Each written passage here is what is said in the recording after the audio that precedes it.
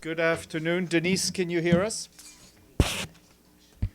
Yep, very Great. well. Thank you very much, Denise. We have some journalists in the room, and we have a whole group that are following you online, and I will be asked. So we'll get going. We're delighted to be joined by our good friend Denise Brown, who, as you know, is the humanitarian coordinator and the resident coordinator for the United Nations in Sudan. We thought we would bring her in at the last minute today to talk to you about what is going on in Sudan. So, Denise, without further ado, I will give you the floor, and then we'll take some questions. Good. Thank you, Stefan. Good afternoon, everyone. Look, over the past 24 hours, we've received multiple reports of an intensification in the fighting in El-Fasher. As you know, as I said to you the last time when I spoke to you from Tawilah, this is one of our humanitarian hubs, Tawilah, which is about 50 kilometers away from El-Fasher, because it is one of the epicenters of the fighting. So again, we've received numerous reports of military advances, but I'm not in a position to confirm that RSF is completely in control of El-Fasher. Yesterday, a few hundred people arrived in trucks just outside of Tawilah. We don't have any information that suggests that they came directly from El-Fasher.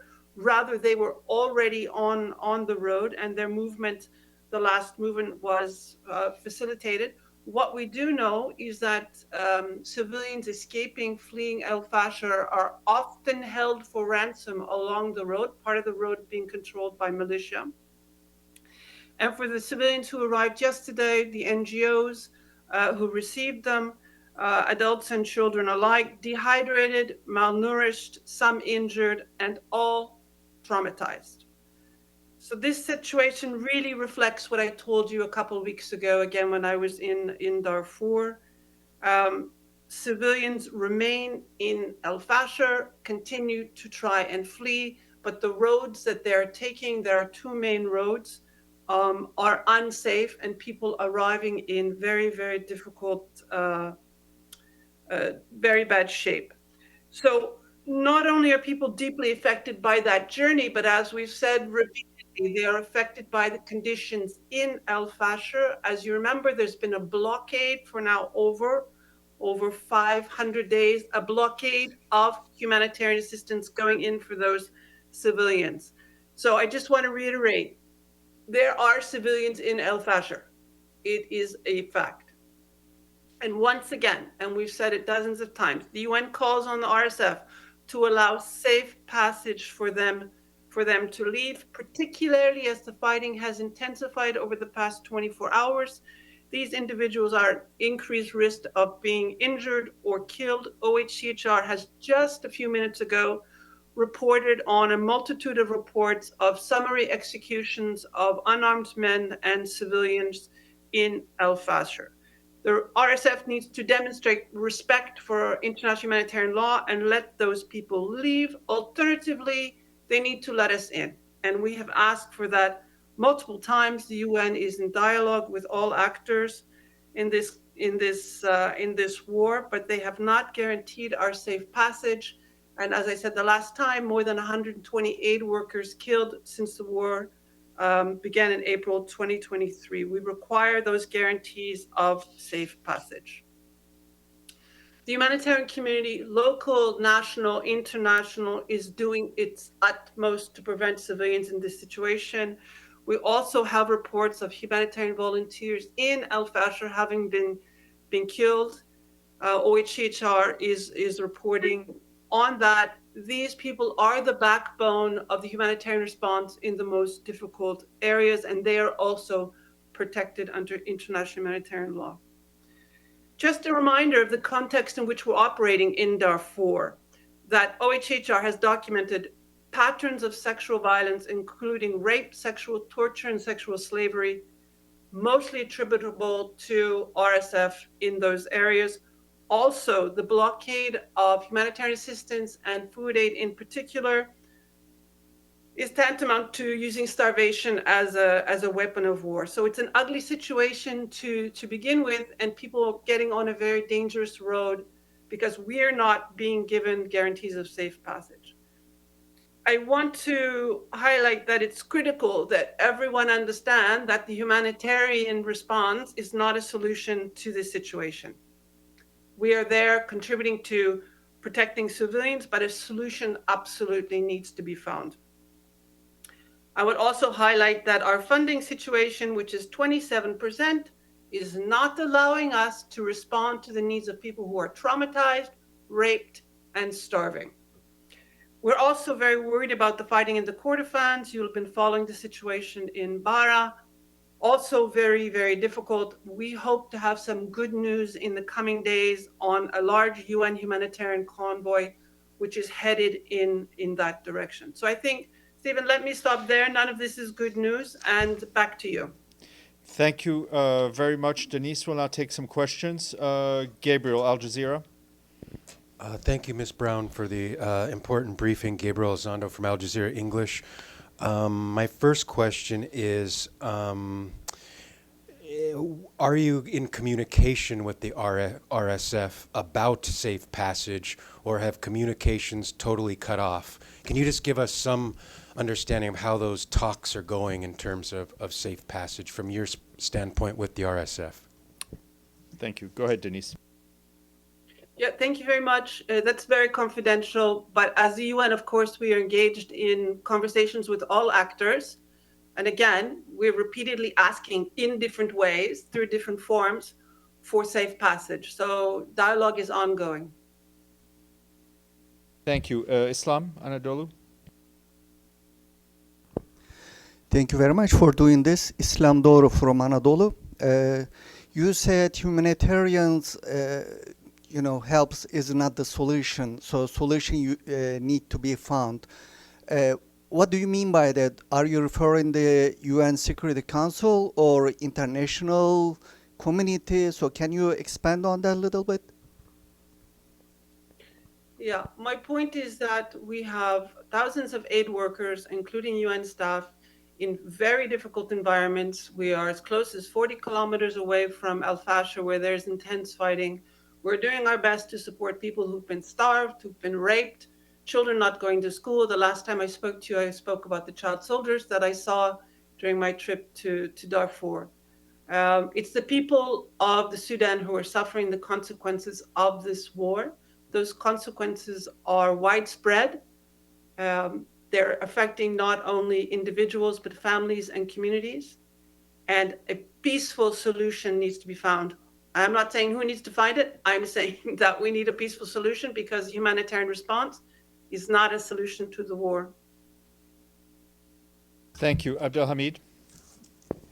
Thank you, Ms. Brown. Abdelhamid Sayam from the Arabic Daily, Al-Quds Al-Arabi. The Secretary General in his press conference in Kuala Lumpur spoke about foreign intervention in Sudan. From your experience there, can you tell us a little bit more about foreign elements exacerbating the conflict in Sudan? Yes, thank you. I think that's a question you need to address to the Secretary General. I'm the humanitarian person, not the political person. All I know is there's a war going on in this country, and the face of the war and the impact of the war is the people of the Sudan. Thank you. My second question about children in El-Fasher. How severe the suffering of the children in the area that had been run by the rapid support forces? Thank you. So in particular, inside El-Fasher, we are not able to deliver humanitarian assistance. We're not able to deliver nutrition products. We're not able to support the hospital there or any of the clinics. This has been going on for 500 days. So as I mentioned to you the last time, when I was in Tawilah, the people we are receiving from there, and I saw it with my own eyes, but of course we have we've documented, we have the numbers of the thousands of children in those areas in particular who are severely malnourished. That's what's happening. Children not able to live in safety, not able to access the food that they need every single day. And so by the time they do get out, because again, we're not being allowed in, they're suffering. This is not moderate malnutrition, it's severe, which means children need to be hospitalized, and that's what's going on. Thank you. Pam Falk? Thank you, Steph. Thank you, Denise, for the briefing. It's Pamela Falk from U.S. News and World Report.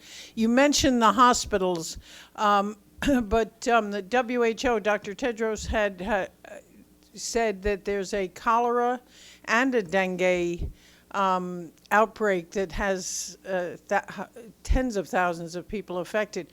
Are you able to get any of the medicine you need to counter that into the areas? Thank you. Yeah, thank you very much. Through WHO and Ministries of Health, including in Chad, we're able to transport the vaccines to Darfur. We need to be assisting the Sudanese people no matter where they are. But the issue is that while the vaccines may improve the protection, the conditions are such that cholera is going to continue. The camp for the internally displaced, I visited in their city. The source of drinking water, washing, personal needs, latrine is all one source. So that means we have not been able to address the source of the cholera. Thank you. Thank Gabriel? you. Thank you very much. This is Gabriel Zonder from Al Jazeera English again. Can you give us an estimate on how many people you think are stuck in El-Fasher right now, unable to leave? And can you also, you said that people are showing up in Tawilah in very bad shape. Can you give a little bit more details of what you mean by that? Numbers are very difficult to give you. Our estimates could be anywhere from 120,000 to 400,000. That's what we've planned on. We've planned on the higher scale, but we haven't been allowed in, so we don't know. When we say people are coming out in bad shape, it's exactly what I said earlier, particularly the malnutrition. But what we're seeing is not just children who are severely malnourished, but the adults are malnourished as well. We also have recent arrivals who are injured when they come out. And again, the trauma, which, you know, it's much more difficult to look at someone and say you're traumatized. But the protection services that we're able to provide, particularly through the NGOs, are giving us that feedback. So people arriving physically and emotionally exhausted. Thank you. Islam? You said you needed a safe passage from El-Fasher. If you get that, where are gonna people go? Is there any safe place outside El-Fasher? And also, what is the situation in other cities or all over the country in terms of refugees and forcefully removed people? Yeah, thank you very much. So for the moment, most people are fleeing towards Tawilah. We're being overwhelmed in Tawilah with more than 600,000 people displaced. We're working with the IOM, who has a data tracking management tool, which shows us where people are moving to. So we're going to have to adjust our response. So we will do our best with the resources we have to support people wherever they show up. Sorry, can you repeat your second question, please? And my second question was about overall the country. What is the situation, humanitarian situation, other than El-Fasher? Yeah, thank you, because it's not just El-Fasher. El-Fasher is top of the news, but also in the Kordofans, places like Kadugli, places like Bara. I hope to be there. I'm going to cut short what was my brief holiday to go back and head out towards the Kordofans, and we hope to have some good news on a UN humanitarian convoy heading in that direction this week. So we also need to be looking not just at Darfur, but also the Kordofans and also Khartoum, which has suffered a lot of destruction, and a lot of the cholera and the dengue fever is actually in Khartoum. Okay, Abdelhamid, then we'll start to wrap this up. Go ahead. Thank you, Denise. Second question about refugees. You know, there are about 4 million Sudanese had left the country, but there are also refugees from other countries in Sudan, like Eritreans, South Sudan, and others, probably maybe about 1 million or more. So what can you tell us about the foreign refugees in Sudan? Are they now receiving any aid, or are they fleeing the country, or there is a reaction by the local against foreign refugees? Thank you. Yeah, thank you very much, Abdulhamid. You're absolutely right. There's about 1 million refugees from other countries who are in the Sudan, mostly towards the south. They've been there for some time. Of course, this is UNHCR's mandate. We're having trouble providing for their needs as well. That's part of the humanitarian response plan, which is 27% funded. So yes, we're not able to cover everyone's needs, whether they're the Sudanese displaced or refugees from other countries. Okay. Just one second. Any questions online? Okay. Go ahead, Gabriel, and then we'll close it. We'll let you I go, have a Denise. question. Hold on a second, Evelyn. Go ahead. Just a very quick one, Denise. If you were able to get safe passage to El-Fasher, how much aid could you get in and how quickly? We have had 42 trucks on standby filled with basic humanitarian supplies, including food, medicines, personal hygiene kits, shelter materials since July.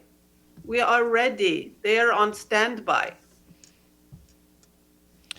Great. Denise, I know you have to go. You've got other meetings. I really appreciate you doing this on short notice. And problem. please come back virtually whenever you can and whenever it's useful to you. Thank you. Thank you. Bye. Bye. Okay. Thank you all.